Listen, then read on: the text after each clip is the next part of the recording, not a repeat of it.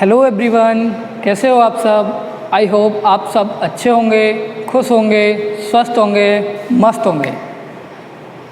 तो जैसे कि अपन क्वांटम मैकेनिक्स की अपन ने शुरुआत कर दी थी और अपन ने थोड़ा बहुत क्वांटम मैकेनिक्स के बारे में या ब्रीफ में उसकी थोड़ी सी नॉलेज ले ली थी कि क्वांटम मैकेनिक्स क्या है, किन प्रॉपर्टीज़ थी जो क्लासिकल मैकेनिक्स की, कौन कौन से फिनोमिना थे उनको क्लासिकल मैकेनिक्स एक्सप्लेन नहीं कर पाई, क्यों हमें क्वांटम मैकेनिक्स की ज़रूरत पड़ी, क्यों क्वांटम मैकेनिक्स का नाम क्वांटम पड़ा, क्या मैक्स प्लांक ने नया बताया था। और अपन ने एक ग्राफ था जो ब्लैक बॉडी रेडिएशन के बारे में बात की थी कि ब्लैक बॉडी रेडिएशन से जो रेडिएशन निकलता है उसका जब अपन एक ग्राफ प्लॉट करते हैं तो वो ग्राफ कुछ इस टाइप का आता है। तो उसी कड़ी में अपन आगे चलते हुए आज अपन इस ग्राफ के बारे में चर्चा करेंगे कि इस ग्राफ में ऐसा क्या है और जिससे अपन की जो क्लासिकल फिजिक्स थी जो फेल हो गई। तो देखो, जब अपन ऊर्जा घनत्व या एनर्जी इमिटेड उत्सर्जित ऊर्जा per unit area per unit time का जब अपन ग्राफ लैम्बडा के साथ जब मतलब तरंग दैर्घ्य के साथ जब इसका ग्राफ बनाते हैं तो ये ग्राफ कुछ इस तरीके का आता है। पहले किसी नियत ताप पर, जैसे मान लो ताप नियत T1 ताप नियत है, जब ताप T1 है तो ग्राफ पहले तो बढ़ता है और बढ़ते बढ़ते के मैक्सिमम मान तक जाता है, उसके बाद ये ग्राफ पुनः घटने लग जाता है। ऐसे ही अगर अपन ताप T2 मतलब जो ताप है एक्चुअल में ये जो दे रखा है अपन को, जो T1 is greater than T2 is greater than T3, इसका मतलब T1 सबसे ज़्यादा ताप है, T2 उससे कम और T3 सबसे कम। जैसे जैसे ताप को अपन बढ़ाते हैं तो ये लैम्बडा 1, लैम्बडा 2, लैम्बडा 3 अपन को प्राप्त होते हैं। ठीक है, अब देखो ऐसा क्या है कि T1 ताप पर ये लैम्बडा 1 कम प्राप्त हो रहा है, T2 ताप पर ये लैम्बडा 2 अधिक प्राप्त हो रहा है और T3 ताप पर लैम्बडा 3 अधिक प्राप्त हो रहा है। देखो एक्चुअल में जो ये T1 ताप है इस वाले रीजन को जो अपन बात कर रहे हैं, इस वाले रीजन में जो लैम्बडा है, जो लैम्बडा मैक्स जिसकी बात कर रहे हैं, लैम्बडा मैक्स जो ताप के इन्वर्सली प्रोपोर्शनल होता है। जब लैम्बडा मैक्स ताप के इन्वर्सली प्रोपोर्शनल है तो जब इसको इससे मल्टीप्लाई करेंगे तो क्या आएगा, लैम्बडा मैक्स इंटू टी इजुकस टू कॉन्स्टेंट, और उस कॉन्स्टेंट को एक नाम बोलते हैं बी। बी का मतलब होता है यहाँ बीन, इसी को बीन का विस्थापन नियम कहते हैं। जो ये आपके सामने ब्रैकेट में बंद है इसका नाम क्या है, बीन का विस्थापन नियम। बीन का विस्थापन नियम, जो लैम्बडा मैक्स इंटू टी क्या रहता है, जैसे जैसे आप ताप बढ़ाओगे, जैसे जैसे आप ताप बढ़ाओगे, अगर ताप बढ़ेगा तो लैम्बडा मैक्स घटेगा। इसका मतलब अगर T2 ज़्यादा है तो लैम्बडा 2 कम होगा। अब देखो आप, जब T1 ज़्यादा है, T1 ज़्यादा है, T2 ज़्यादा है, यहाँ पे T1 ज़्यादा है तो T1 ज़्यादा है तो लैम्बडा 2 ज़्यादा होगा, इधर लैम्बडा 1 मैक्स कम होगा। ये लैम्बडा 1 मैक्स है, ये लैम्बडा 2 मैक्स है, lambda 2 max is greater than lambda 1 max, क्योंकि T1 और T2 इन्वर्स, लैम्बडा और T आपस में इन्वर्सली प्रोपोर्शनल है। तो ये बी आ गया अपन का लैम्बडा, ये बीन ने निकाला था ये नियम, इसीलिए इसको बीन का विस्थापन नियम बोलते हैं। और इसमें ये कांस्टेंट आता है इसका 2.898 इंटू 10⁻³ मीटर केल्विन। ठीक है, अब देखो जब ये इसमें बताया था कि जो ये वाला रीजन है इसमें तो बीन का नियम लगता है, बीन का विस्थापन नियम, मतलब इस वाले रीजन में जो लैम्बडा है ताप के इन्वर्सली प्रोपोर्शनल चलता है। इस वाले रीजन में जो ऊर्जा है या एनर्जी है T⁵, इस वाले रीजन में जो एनर्जी है T⁵ से चेंज होती है। और दूसरे वाले रीजन में जो अलग रीजन है, इन दोनों रीजन है, इस रीजन में एनर्जी T⁴ से चेंज होती है। जब एनर्जी T⁴ से चेंज होती है तो E lambda proportional to t की पावर 4, और जब ये प्रोपोर्शनलिटी साइन हटेगा तो एक कांस्टेंट आता है सिग्मा। इस सिग्मा का नाम है स्टीफन कांस्टेंट, और इस स्टीफन कांस्टेंट की वैल्यू होती है 5.67 इंटू 10 टू की पावर -8 वॉट पर मीटर स्क्वायर केल्विन पावर 4। ये अपन वैसे अपन जो अपन की मैथमेटिकल फिजिक्स वाली पार्ट था उसमें अपन सब कुछ पढ़ चुके हैं वैसे, लेकिन फिर भी इसका दोबारा से डिस्कशन कर लेते हैं। ठीक है, तो ये इसका डिस्कशन हुआ। अब अपन प्लांक का जो नियम है, प्लांक का ऑसिलेशन या प्लांक दोलित्र की ऊर्जा, माध्य ऊर्जा कैलकुलेट करने जा रहे हैं। एक्चुअल में इस वाले पार्ट को तो रिले ने समझाया था, इस वाले पार्ट को स्टीफन ने समझाया था, ये वीन ने समझाया था। तो ये तीनों, कोई भी एक ऐसा साइंटिस्ट नहीं था जो पूरे स्पेक्ट्रम की व्याख्या कर दे। फिर बाद में 1925 में मैक्स प्लांक ने एक प्लांक ऑसिलेशन या प्लांक नियम दिया। उस नियम से अपन ये वाला पार्ट भी निकाल सकते हैं, ये वीन का विस्थापन नियम भी निकालेंगे और ये वाला पार्ट भी निकालेंगे। तीनों पार्ट की व्याख्या करते हैं, अर्थात ये प्लांक का वो नियम है वो पूरे स्पेक्ट्रम की व्याख्या करता है। तो अपन अब शुरुआत करते हैं प्लांक का नियम। ठीक है, प्लांक की क्वांटम परिकल्पनाएं, हेडिंग डाल लेते हैं आप, प्लांक की क्वांटम परिकल्पना।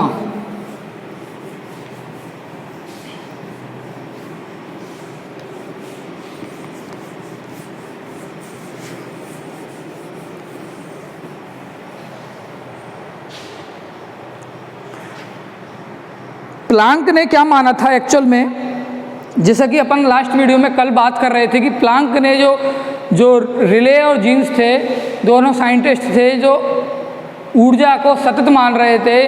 तो प्लांक ने अपनी क्वांटम परिकल्पना में बताया कि ऊर्जा सतत ना होकर जो ऊर्जा है छोटे छोटे पैकेट्सों के रूप में है, और उन ऊर्जा के छोटे छोटे पैकेट्सों को क्या बोलते हैं, फोटोन। जब अपन किसी ब्लैक बॉडी को ताप देते हैं तो वो ऊर्जा उसके जो एटम हैं या परमाणु हैं उसकी दीवार के, उसको क्या करते हैं, ऊर्जा को अवशोषित करते हैं और वो वाइब्रेट करने लगते हैं, और उन्हीं वाइब्रेशन की वजह से उन परमाणुओं को प्लांक दोलित्र के रूप में जाना जाता है या प्लांक दोलित्र के रूप में के नाम से जाना जाता है। ठीक है, और उन्हीं प्लांक दोलित्र की ऊर्जा प्लांक ने सतत ना बताकर विभक्त बताई या डिस्क्रीट बताई। तो प्लांक ने बताया था कि ऊर्जा सतत डिस्क्रीट फॉर्म में होती है और ऊर्जा का मान E बराबर NH न्यू। ऊर्जा क्या होती है, E बराबर NH न्यू। N का मान क्या होता है यहाँ पे 1 2 3 4 कुछ भी हो सकता है, ये पूर्णांक होता है। लेकिन क्या होता है, ये पूर्णांक। ये प्लांक की क्वांटम परिकल्पना थी। प्लांक ने ऊर्जा को सतत न मानकर ऊर्जा को विभक्त माना, और जो ऊर्जा थे या प्लांक के दोलित्र थी उसकी ऊर्जा प्लांक ने क्या मानी, E बराबर NH न्यू। यहाँ पर N एक पूर्णांक है, N का मान 1 2 3 सो ऑन इनफाइनाइट तक हो सकता है। तथा यहाँ पर H क्या चीज़ है, यहाँ पे प्लांक नियतांक 6.62 गुणा 10 की घात -34 जूल इंटू सेकेंड। इसका नाम है प्लांक, क्योंकि ये परिकल्पना किसने दी थी, प्लांक ने। तो प्लांक के सम्मान में इनका एक कांस्टेंट है प्लांक नियतांक।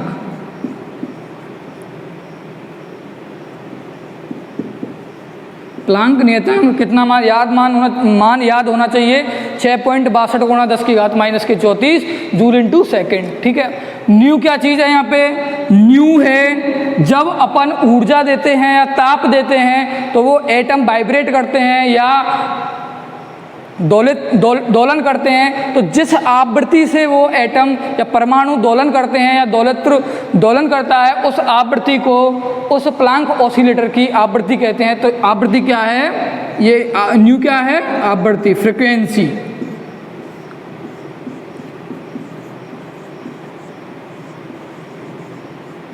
फ्रीक्वेंसी। ठीक है, अब देखो, अब जब अपन इस हाइपोथेसिस को मानते हुए प्लांक के जो कृष्णिका थी, कृष्णिका के अंदर जो दोलित्र थे उनकी सबकी माध्य ऊर्जा कैलकुलेट करेंगे, यानी कि प्लांक ऑसिलेटर की माध्य ऊर्जा अपन ज्ञात करेंगे अब। ठीक है, तो हेडिंग डालो आप, प्लांक ऑसिलेटर की माध्य ऊर्जा। प्लांक ऑसिलेटर या प्लांक दोलक की माध्य ऊर्जा।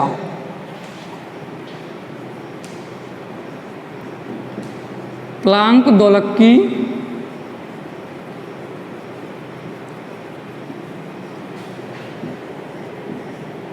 माध्य ऊर्जा।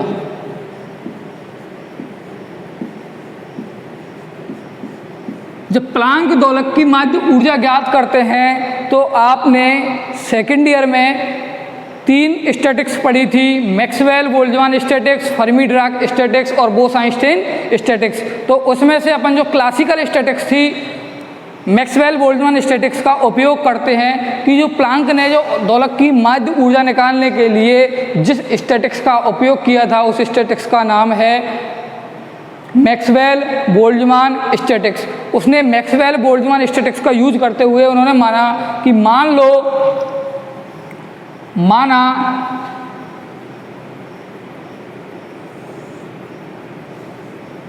माना जो कृष्णिका है, कृष्णिका के अंदर जो ऑसिलेटर हैं उन ऑसिलेटर्स की संख्या n है,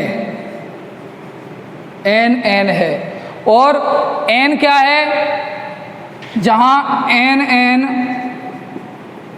NH न्यू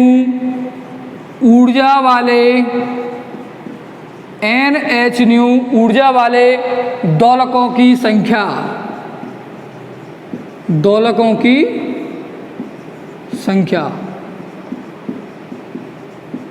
प्लांक ने मैक्सवेल बोल्ट्जमान स्टैटिक्स का यूज करते हुए माना कि n मतलब NH न्यू, क्योंकि ऊर्जा तो विभक्त थी तो ऊर्जा का मान था NH न्यू, यानी कि NH न्यू ऊर्जा वाले दोलकों की संख्या प्लांक ने क्या मानी, NN। और इस NN का मान उसने मैक्सवेल बोल्ट्जमान स्टैटिक्स से माना था कि NN बराबर e की पावर माइनस EG या E/KT। क्या माना था, ये अपन ने पढ़ी हुई है MB स्टैटिक्स में। NN या अणुओं की संख्या या परमाणुओं की संख्या, तो यहाँ पे दोलक है तो दोलकों की संख्या E बराबर E की पावर NN बराबर E की पावर माइनस E/KT। और E कितना है, यानी ऊर्जा कितनी है, E बराबर माइनस E की पावर, ऊर्जा है NH न्यू तो E की पावर माइनस NH न्यू/KT। ये उसने क्या मानी थी, प्लांक ने परिकल्पना मानी थी मैक्सवेल बोल्ट्जमान के अनुसार। ठीक है,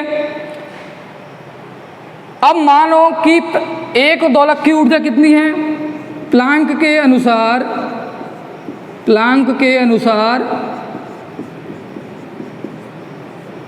एक दोलक की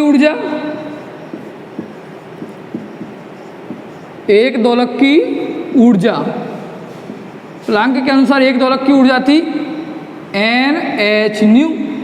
प्लांक ने एक दोलक की ऊर्जा कितनी मानी, NH न्यू, और कुल दोलकों की संख्या कितनी मानी उसने, NN। तो कुल ऊर्जा कितनी हो जाएगी, अतः NH न्यू वाले दोलकों की कुल ऊर्जा, NH न्यू वाले दोलकों की, अतः NH न्यू वाले दोलकों की कुल ऊर्जा, NH न्यू वाले दोलकों की कुल ऊर्जा कितनी हुई, जब एक दोलक की ऊर्जा है NH न्यू और टोटल दोलक कितने हैं NN, तो इसका और इसका आपस में क्या कर देंगे अपन, मल्टीप्लाई। तो कुल ऊर्जा कितनी आ जाएगी, NH न्यू इंटू NN। ठीक है, अब देखो, अब जरूरी थोड़ी ना है कि जो प्लांक जो अपन के कृष्णिका है उसके अंदर ऊर्जा NH न्यू ही होगी। N का मान तो कुछ भी हो सकता है, N का मान तो 0 to इनफाइनाइट हो सकता है। तो N का मान उसने, अतः एन का मान 0 टू इन्फाइनाइट हो सकता है, तो कृष्णिका के अंदर कुल ऊर्जा कितनी होगी? ये जो ऊर्जा है NH न्यू, ये जो ऊर्जा है NH न्यू इंटू NN, ये NH न्यू वाले दोलकों की कुल ऊर्जा है। लेकिन जो पूरी कृष्णिका है, पूरी कृष्णिका के अंदर N का मान तो 0 टू इन्फाइनाइट हो सकता है, अतः कुल ऊर्जा कितनी हो जाएगी? अतः कृष्णिका के अंदर, कृष्णिका के अंदर कुल ऊर्जा, कृष्णिका के अंदर कुल ऊर्जा क्या होगी? इसको क्या कर दो, सम कर दो सारी ऊर्जाओं का। एक दोलक की ऊर्जा है ये NH NN वाले, तो कुल कितनी आ जाएगी अपन की? समेशन ओवर N बराबर 0 टू इन्फाइनाइट, N का मान 0 से न जा सकता है, NH न्यू NN। ओके, अतः इसी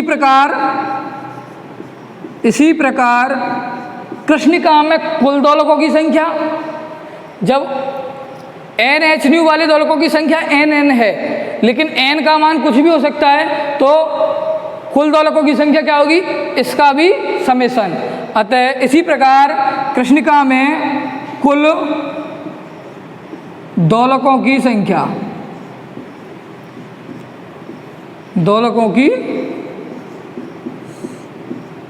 संख्या इजुकस टू समेशन N बराबर 0 टू इन्फाइनाइट NN। ये पूरी कृष्णिका के अंदर कुल ऊर्जा है और ये पूरी कृष्णिका के अंदर कुल दोलकों की संख्या है। अब अपन की हेडिंग है माध्य ऊर्जा। कृष्णिका के अंदर जो प्लांक ऑसिलेटर है उसकी माध्य ऊर्जा, तो कुल ऊर्जा में अगर अपन कुल दोलकों की संख्या का भाग दे देते हैं तो क्या निकल के आ जाएगी अपन के पास? माध्य ऊर्जा। अतः फिर लिखो कि इसलिए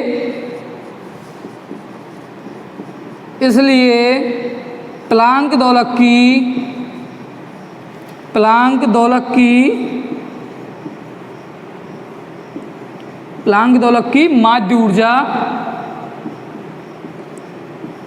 माध्य ऊर्जा क्या होगी?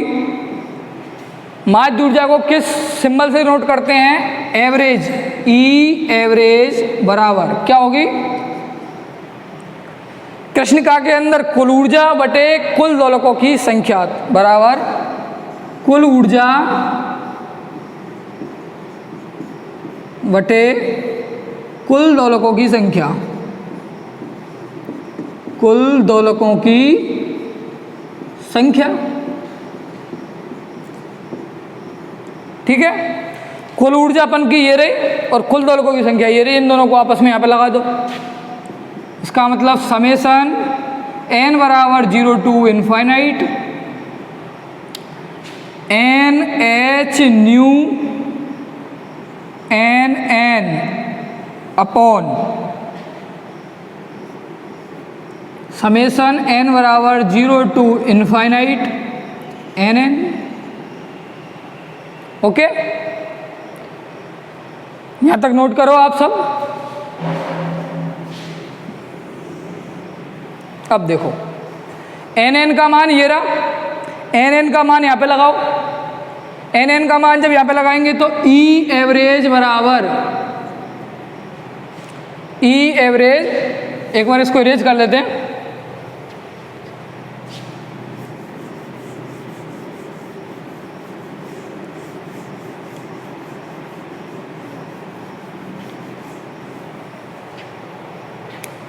E एवरेज माध्य ऊर्जा बराबर क्या आएगी?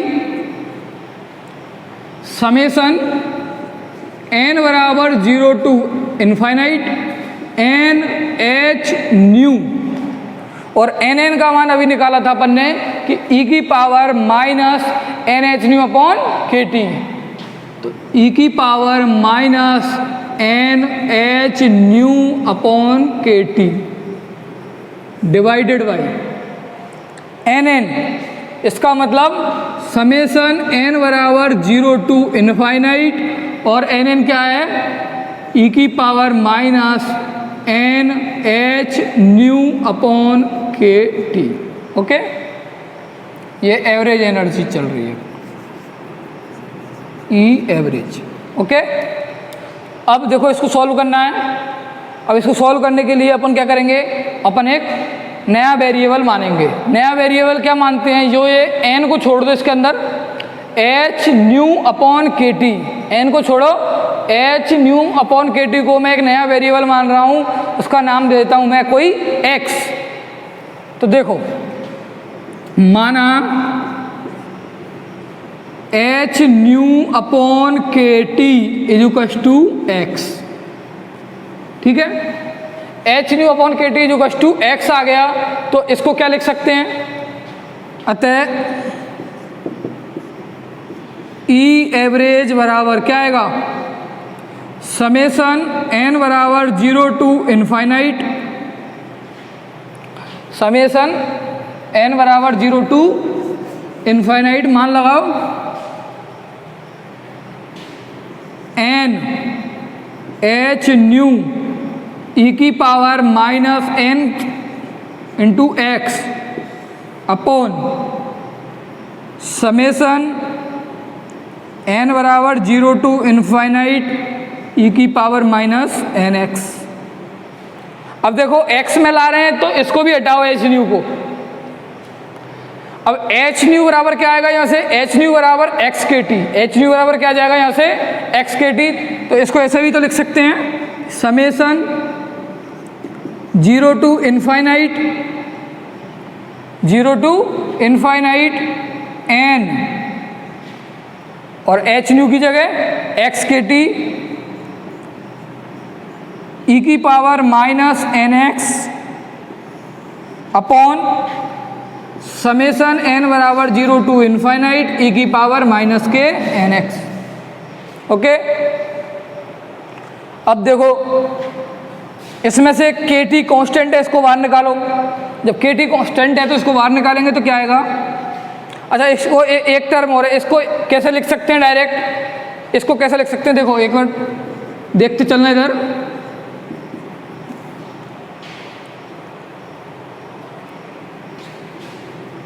के टी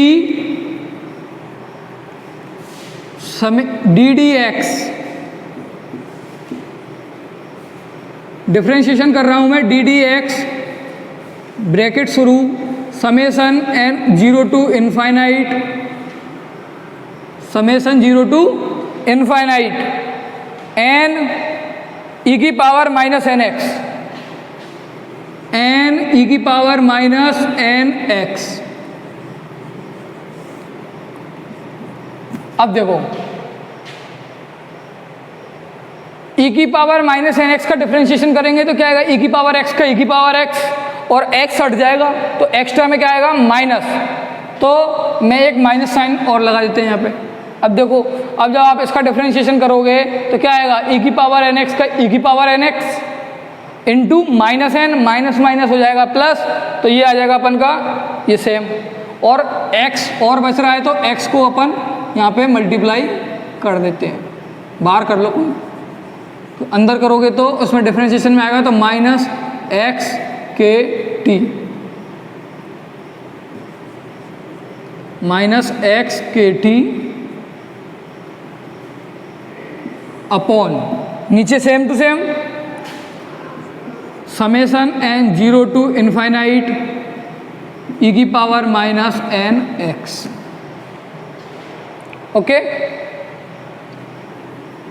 ब्रैकेट 1, इसको जब आप खोलोगे तो यही टर्म आएगी सेम टू सेम। ओके, क्योंकि देखो e की पावर माइनस एन एक्स का क्या आएगा, e की पावर x का e की पावर x, और ये e की पावर माइनस एन एक्स का e की पावर माइनस एन एक्स, और बच्चा क्या x के साथ एक्स्ट्रा में क्या है माइनस एन, तो माइनस एन आएगा तो माइनस माइनस तो प्लस हो जाएगा, और n और आएगा एक्स्ट्रा में तो यही टर्म आ जाएगी सेम टू सेम, और ये नीचे जैसा का तैसा। ठीक है, परंतु देखो, परंतु समेसन एन बराबर 0 टू इनफाइनाइट ई की पावर माइनस एन एक्स बराबर क्या होता है, ये एक गुणोत्तर श्रेणी है। क्या है, एक गुणोत्तर, देखो देखो एन बराबर 0 ई की पावर 0 1 प्लस 1 आएगा, एन बराबर 1 लगाओ ई की power minus x plus n बराबर 2 लगाओ ई की पावर माइनस 2x। तो इस तरीके से एक श्रेणी चलेगी और इस श्रेणी का सम क्या आएगा 1/1 माइनस ए मतलब फर्स्ट टर्म ई की पावर माइनस एक्स। तो इस श्रेणी का सम क्या आएगा 1/1 माइनस ई की पावर माइनस एक्स। अब अपन को क्या करना है, इसका डिफरेंशिएशन लेना है यहाँ पे। अतः d/dx समेशन n बराबर 0 टू इनफाइनाइट ई की पावर माइनस nx बराबर क्या आएगा, यानी कि इसका डिफरेंशिएशन लेना मतलब इसका डिफरेंशिएशन लेना। अब 1/e की पावर माइनस एक्स क्या आएगा, हर का स्क्वायर यानी कि 1 माइनस ई की पावर माइनस एक्स का स्क्वायर अपॉन हर इंटू अंश का अवकलन, अंश का करेंगे 1, 1 का 0 माइनस अंश इंटू हर का अवकलन 1 का करेंगे 0 और इसका करेंगे तो माइनस माइनस प्लस और वही आ जाएगा माइनस ई की पावर माइनस एक्स। ठीक है, ये इसका डिफरेंशिएशन आ गया। अब इसका मान अपन किस में रख देंगे, इस वाली समीकरण को आप इसको कोई नाम दे लो, देना चाहो तो इसको नाम दे लो समीकरण 1, इसको नाम दे लो समीकरण 2 और इसको नाम दे लो समीकरण 3। अब ये मान समीकरण 3 में रखने पर या इसलिए